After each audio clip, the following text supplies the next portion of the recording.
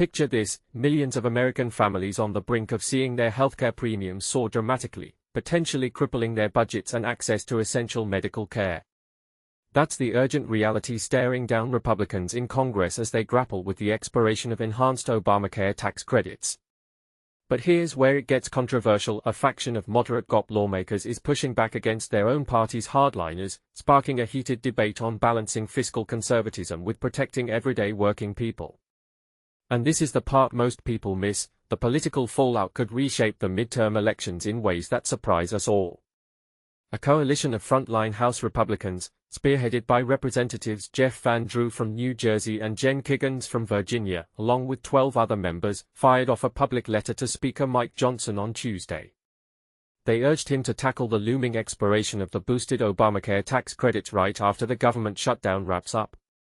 Without swift action, these lawmakers warn, countless constituents in their districts could endure a huge jump in health insurance costs by year's end.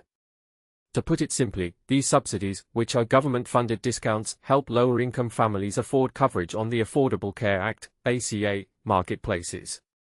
During the pandemic, Congress made them more generous to ease the financial strain, but if they are not extended, they'll snap back to their original, less helpful amounts, leaving many struggling to pay. In their letter, the moderates emphasized that their Republican conference, led by President Trump, has vowed not to strip away healthcare from families who rely on it. "This is our chance to prove that pledge through concrete steps," they wrote, rejecting Democratic demands to link the subsidy extension directly to resolving the shutdown. Instead, they called on Johnson to forge a conservative approach that safeguards working families nationwide once government operations resume. It's a bold stance that pits these pragmatists against the party's more staunch conservatives, who flat out oppose any extension at all. But here's where the intrigue ramps up. Republican strategists and allies of Trump are sounding alarm bells, claiming such opposition could be a colossal error come the midterm elections, potentially alienating voters who prioritize affordable healthcare. This moderate push reveals a growing unease within the GOP about the absence of a clear strategy from their leadership to renew these subsidies. For beginners diving into this topic, let's break it down. Most people buying health insurance through ACA plans qualify for these subsidies, which effectively reduce what they pay out of pocket. Think of it like a discount coupon from the government that makes monthly premiums more manageable. Without it, costs can skyrocket, leading to tough choices between medical care and other necessities like groceries or rent. As an example, a family earning around $50,000 annually might see their subsidy cut from $300 to $100 per month, turning affordable coverage into a luxury they can't afford. Right now, with 2026 ACA plans already hitting the market, consumers are getting a harsh preview of what's coming. Thanks to window shopping periods in various states and federally, folks can peek at premium prices ahead of the November 1st open enrollment kickoff. Insurers, anticipating the enhanced subsidies will vanish, are already factoring in those higher costs, driving up quotes significantly. If this plays out without intervention, subsidized enrollees could face premiums more than doubling on average, according to estimates from the health policy experts at KFF. Imagine your healthcare bill jumping from $200 to $500 monthly. That's the kind of shockwave we're talking about, potentially forcing millions to drop coverage altogether and widening gaps in medical access. Adding to the tension, the government has been paralyzed by a 21-day shutdown with no resolution in view.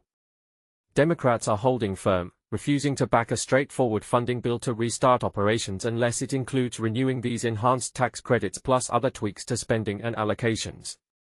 On the flip side, Representative Kiggans is championing a bill to prolong the subsidies for another year, garnering support from 28 bipartisan co-sponsors evenly split between Republicans and Democrats. Yet, the House has been adjourned for a month, and Speaker Johnson insists he won't reconvene members until Democrats agree to fund the government without strings attached.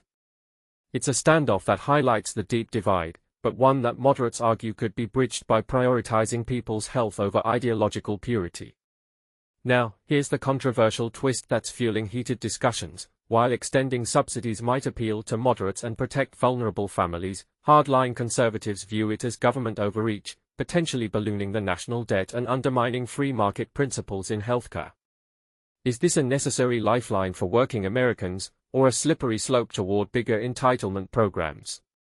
What do you think? Should Republicans compromise their strict fiscal stance to avert a healthcare crisis, or stand firm and risk electoral backlash?